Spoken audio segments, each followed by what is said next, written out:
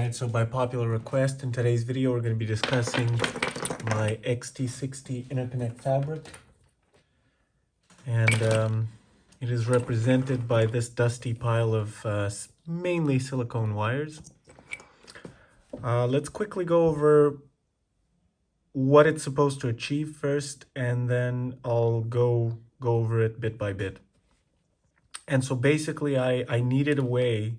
It was often connecting various types of connectors to one another, right?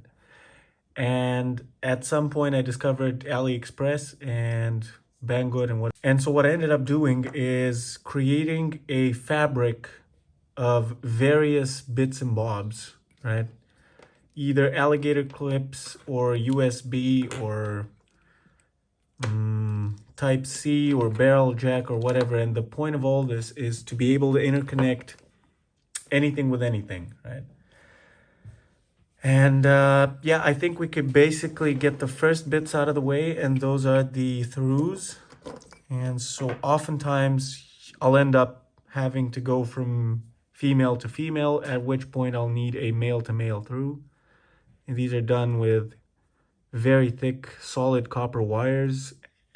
Again, case in point being, I want there to be as low of a resistance through the mesh as possible, right, to measure voltages and whatever. I have no idea what I used this for, but I did definitely at some point need a Y splitter.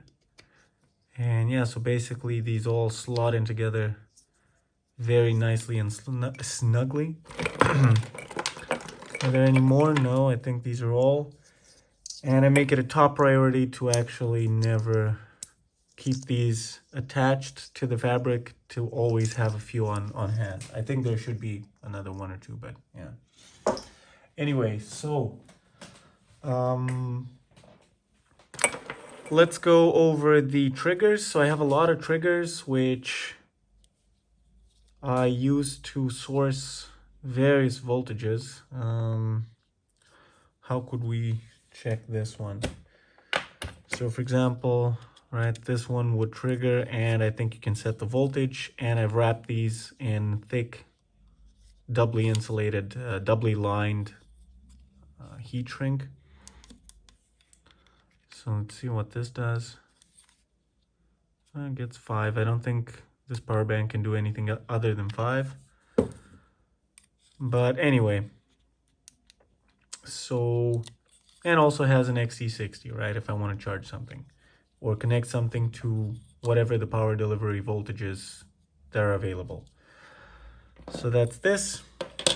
What else is there? There's a quick charge trigger that I use for my radio work. So I have this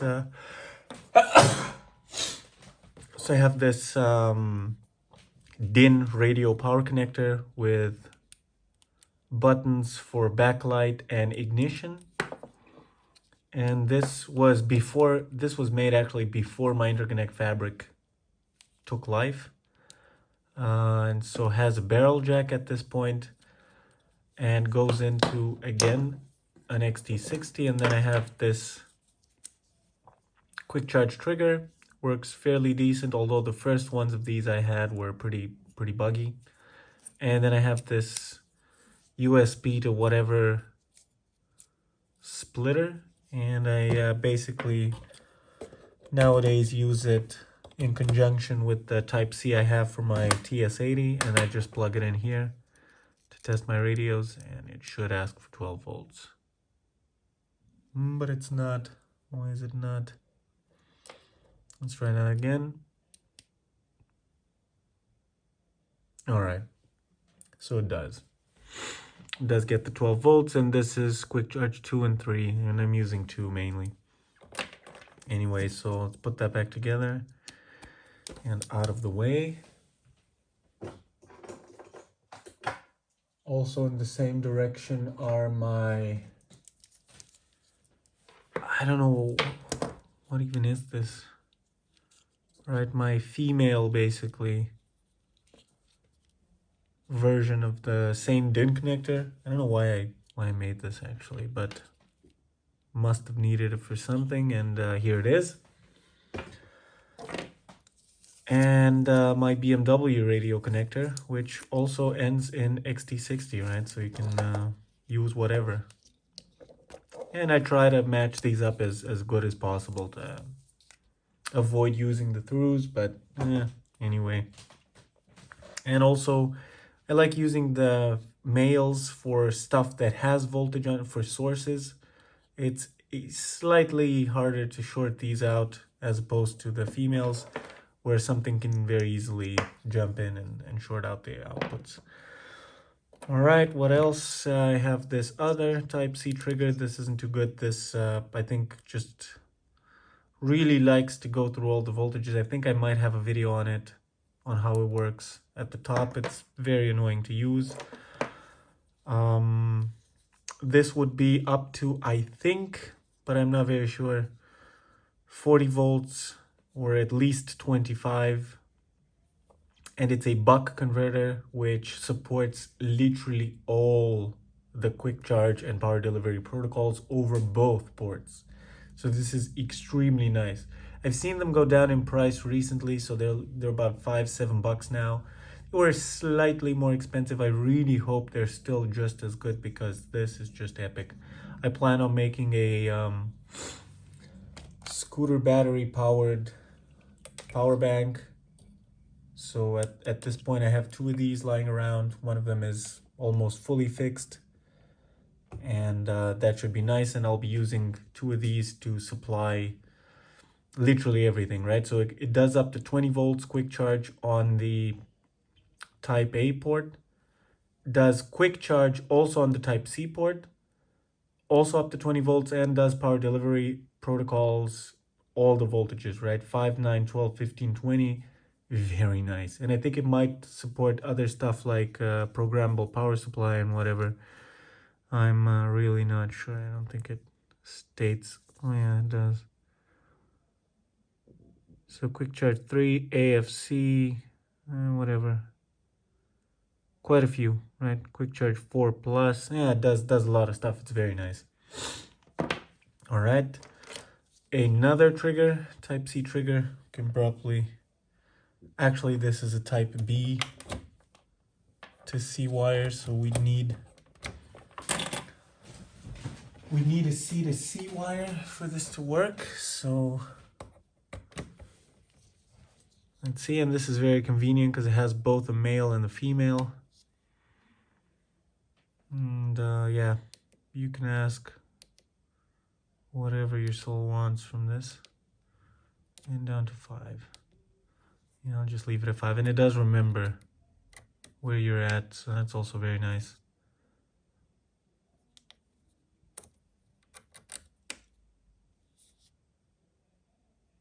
Yeah. All right. So that's this. Again, I highly recommend having one of these. They're very nice. Okay, what else? I have another through which goes to XT30.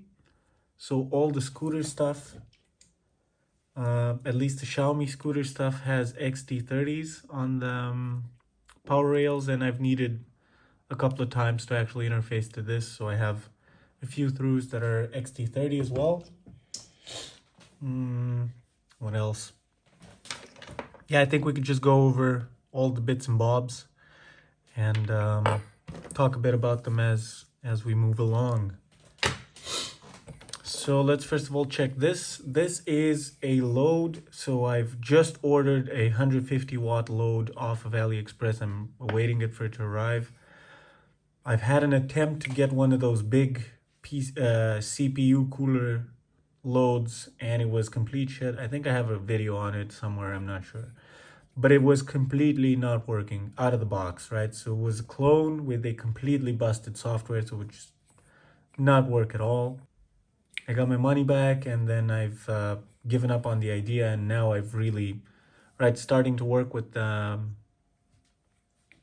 scooter batteries. I do need a proper load, right? Because I do have some that are USB based, but those really can't drain more than 35 watts. And so for higher voltages, I've had this incandescent bulb, 150 watts. So this will burn at 40 volts. It'll burn at about 10 watts. So yeah, it's the best I got at the moment. So yeah.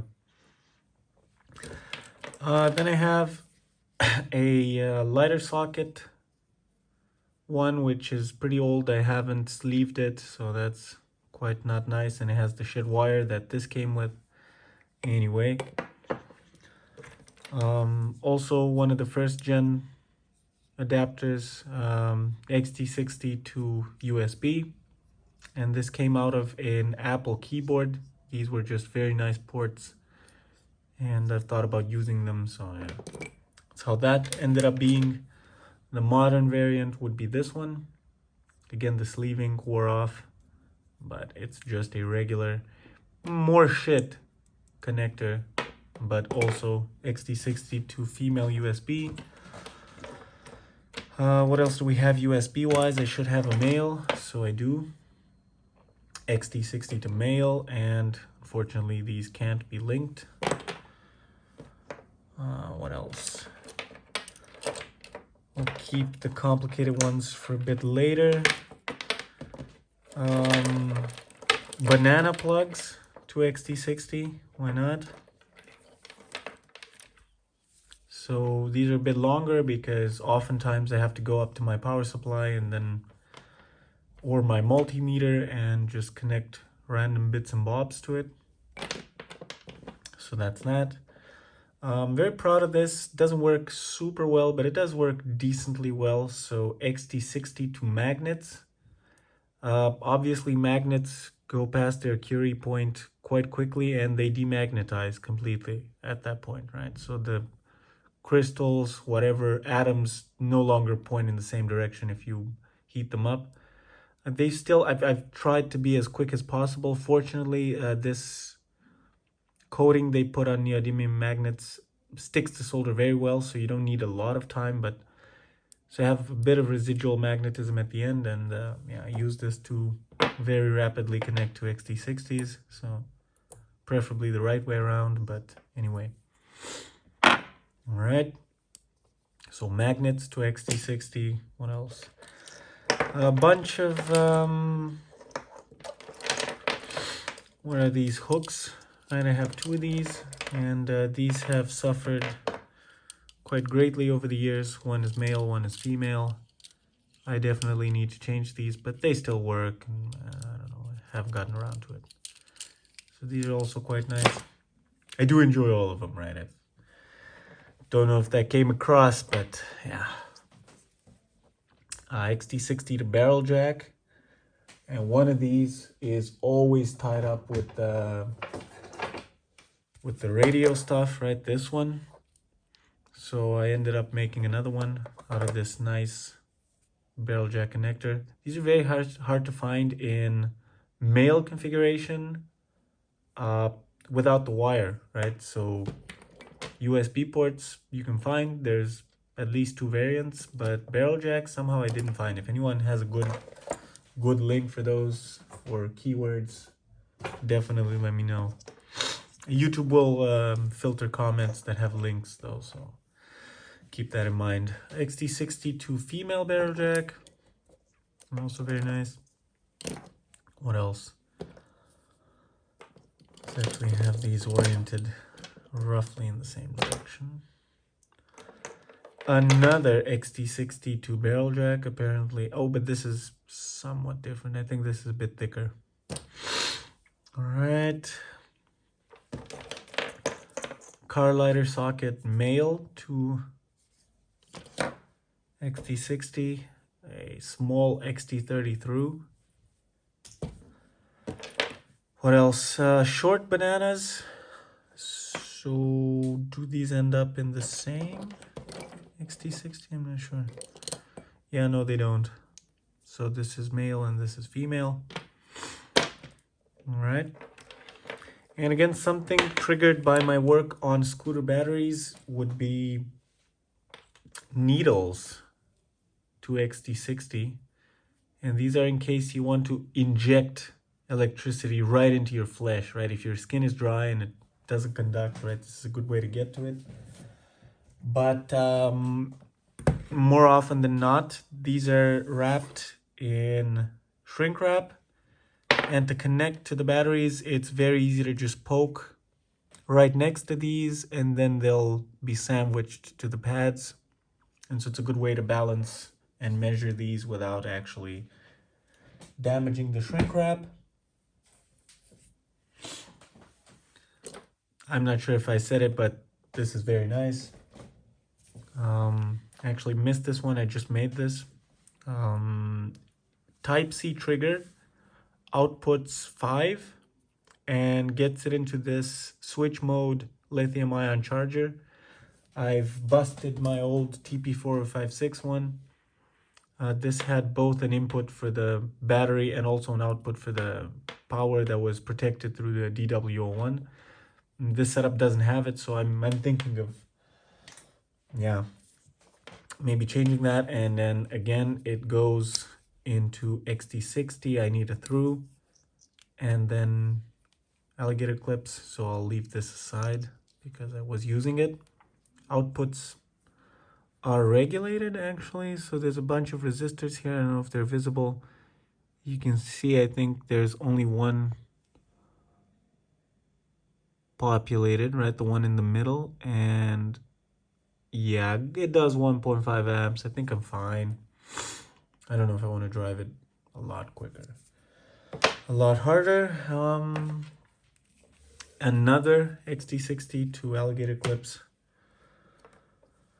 female barrel jacks, 2 alligator clips. Why not? What else do we have here?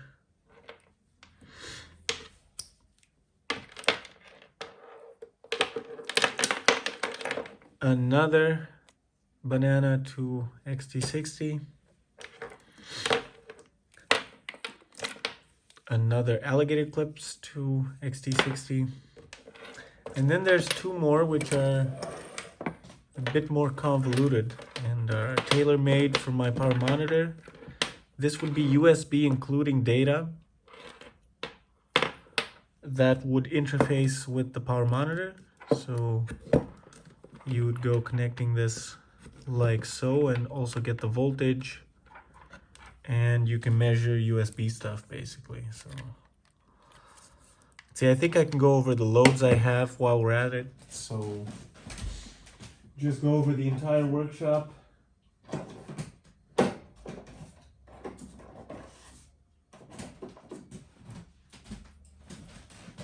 So as far as loads go, I have the first ones I've had, which are just some resistors. Then I actually got this one as a donation from Ruidang to do a review on. This is very nice. I also got their power monitor, which I honestly hate.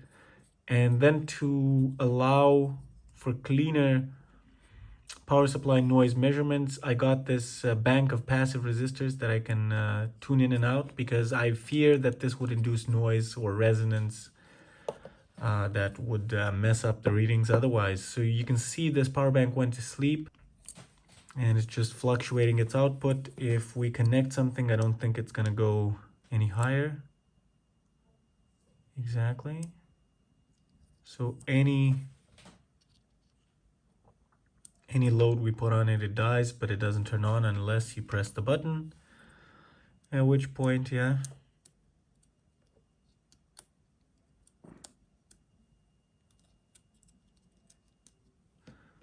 Do we go for the other screen? Let's go for this one.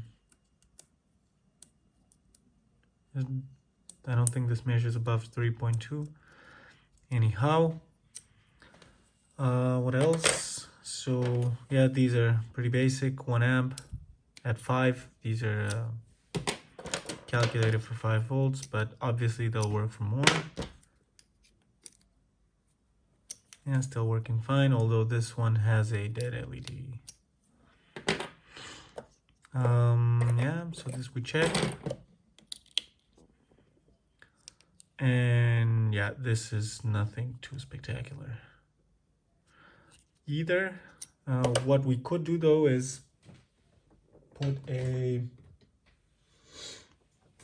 have a trigger in line to test the USB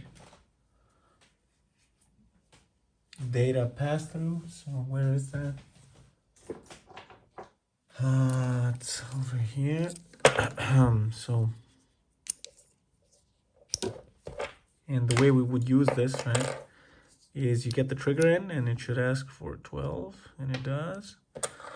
And then USB female, which was somewhere here. All right, over here.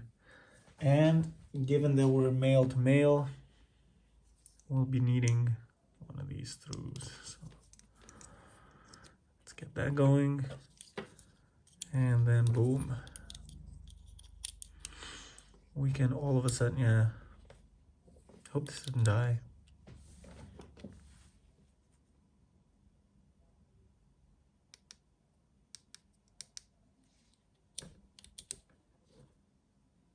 No, okay, it does work.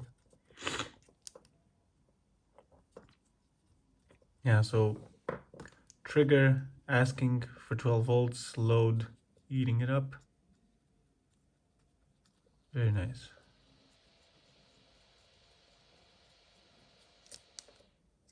Power bank is really not protected. It will struggle quite a lot until giving up.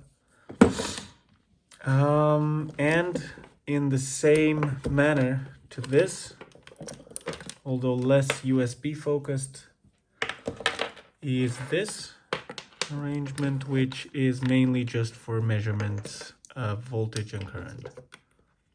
Right, so it goes in the same way and gives you XT60 on both ends. So you can connect whatever, right? Get this into a USB to supply power, or more often than not, I would actually connect it to a lithium-ion charger, like so. Right, get the lithium-ion charger going. Let's actually connect this right quick. And this should pulse its output at the moment. Yeah. And when it finds a battery, let's actually give it a battery. Why not?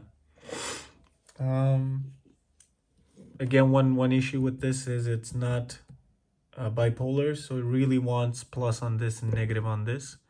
This side is protected. There are a bunch of diodes which will blow the fuse in case of reverse polarity. The output is not, which is a big problem, but yeah, then again, an INA 219 chip isn't that expensive, so I could just probably swap it out in case I do manage to fuck it up. So it is what it is. Let's get the magnets. Where are the magnets?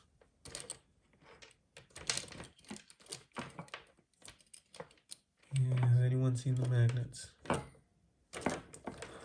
Has anyone stolen the magnets? Jesus.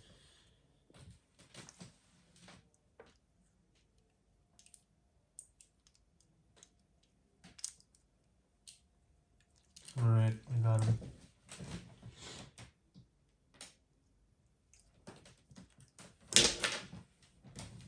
Okay, and again we need a through. Female, female.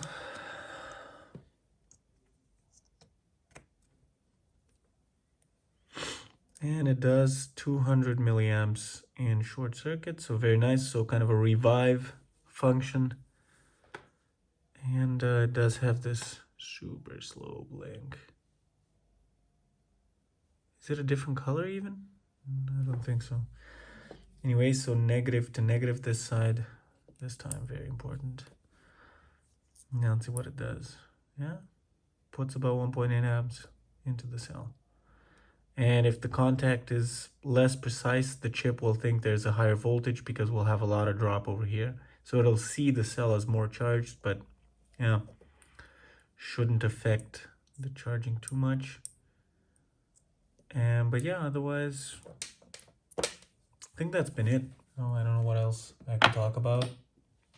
If you have any questions or a similar approach or any ideas on how to expand this, definitely let me know.